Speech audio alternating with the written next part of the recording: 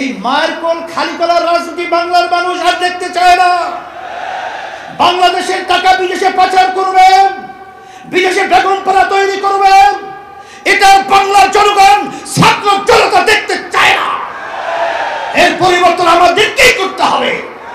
এই পরিবর্তনের জন্যই যদি আবার প্রয়োজন হয় আমরা আবার রক্ত দেব, আমরা জীবন দেব, তারপরে দেশকে সুন্দর দেশ করার জন্য রাজপথে থাকবো।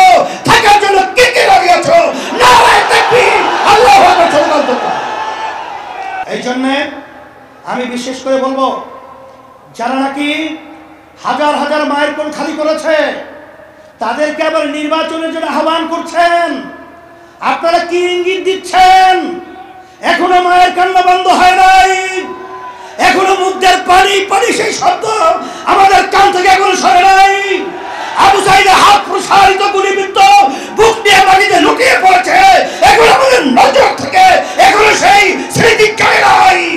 আর আপনারা তাদেরকে নির্বাচনে আহ্বান করবেন, আবার নির্বাচনে তাদেরকে নিয়ে এসে আপনারা ক্ষমতা দখল করবেন। এ ধোঁকাবাজি বাংলাদেশের জনগণ বুঝে গেছে। তাই আমরা বলবো, যারা নাকি বিভিন্ন সময় লক্ষ্য করেছি যে আপনারা সাধারণ ক্ষমা ঘোষণা করে, আবার কেউ তাদেরকে নির্বাচনে আহ্বান করে, এইসব ধোঁকাবাজি বাংলাদেশের জনগণ এখন বুঝে ফেলেছে। আপনাদের অবস্থান পরিষ্কার করতে হবে। আপনারা এই স্লোগানের মাধ্যমে কাদেরকে খুশি করতে চান এটা কিন্তু বাংলাদেশের মানুষ বোঝে। আর এই পাশের আমাদের যে রাষ্ট্র রয়েছে, নিয়ম ছিল বন্ধুত্ব সুলভ আচরণ আমাদের সাথে করবে, কিন্তু তাদের আচরণে আমরা বন্ধুত্ব পাই নাই। তাদের দোষদেরকে খুশি করবেন এবং তাদেরকে নিয়ে আপনারা ক্ষমতায় যাবেন না, এটা কখনই হবে না, আর হতে দেওয়া যাবে না। আর পিআর সিস্টেমের মাধ্যমেই বাংলাদেশে জাতীয় সরকার গঠন হবে। আপনারা কেন চাচ্ছেন না? আপনাদের ভয় কোথায়? আবার আপনারা এই নির্বাচন পদ্ধতির মাধ্যমে এককভাবে ক্ষমতায় গিয়ে আবার আপনারা বিভিন্ন ধরনের আমাদের উপরে সেই স্টিভ রুলার জুলুমের এটা চাপিয়ে দেবেন, এটা হবে না।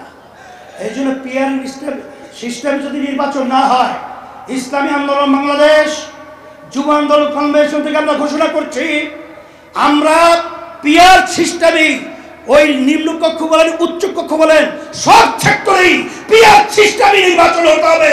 প্রত্যেকটা ভোটারের তাদের ভোটের অধিকার বাস্তবায়িত হবে। বাংলাদেশে জাতীয় সরকার হবে, নাহলে আমাদের আন্দোলন করার প্রয়োজন হবে।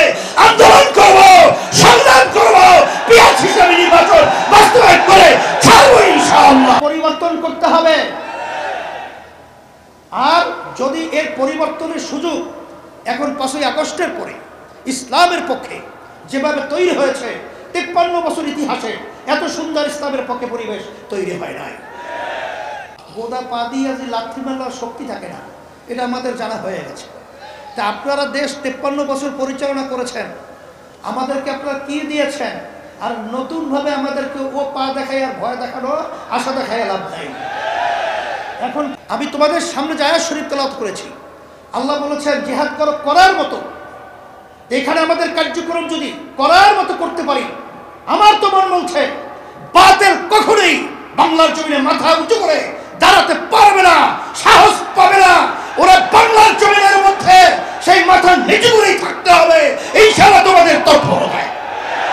সেই হিসাবে আমি তোমাদেরকে বলবো যে আজকে দেখছো যে কত মায়ের কোল খালি হয়ে গেল। সাথে সাথে আমি বিশেষ করে অন্তর্বর্তীকালীন সরকারকে বলবো, আমাদের যুগ্ম মহাসচিব গাজী আতাউর রহমান সহ বিভিন্ন দায়িত্বশীলরা বলেছেন যে আপনারা কোনো জনগণের ভোটে নির্বাচিত সরকার নয়, আপনারা হলো গণ অভ্যুত্থান, ছাত্র জনতা হাজারো হাজারো মায়ের কোল খালির করার বিনিময় আপনারা ক্ষমতায় এসেছেন। কিন্তু আপনাদের কার্যক্রমগুলো আমরা অনেকাংশে প্রশ্নবিদ্ধ। এটা আমাদের দুঃখ হয়। আপনাদের দুর্বলতা কোথায়? কে কি বলবে তা জানি না। যারা নাকি নির্বাচনের জন্য অস্থির হয়ে গেছে, পিআর নির্বাচন পছন্দ করছেন না, আমি বলবো এখন বাংলাদেশের মানুষ সজাগ হয়ে গেছে। আপনারা জরিপ করে দেখেন, আপনারা তো মনে করেন আপনারা অনেক তালগাছ হয়েছেন, আসলে আপনাদের মায়ের পায়ের নিচে মাটি নেই, মাটি কিন্তু সরে গেছে। এখন এই বাংলাদেশের মধ্যে আর এই চাঁদাবাজদেরকে, এই যারা নাকি জায়গা দখলকারীদেরকে, খুনিদেরকে, গুমিদেরকে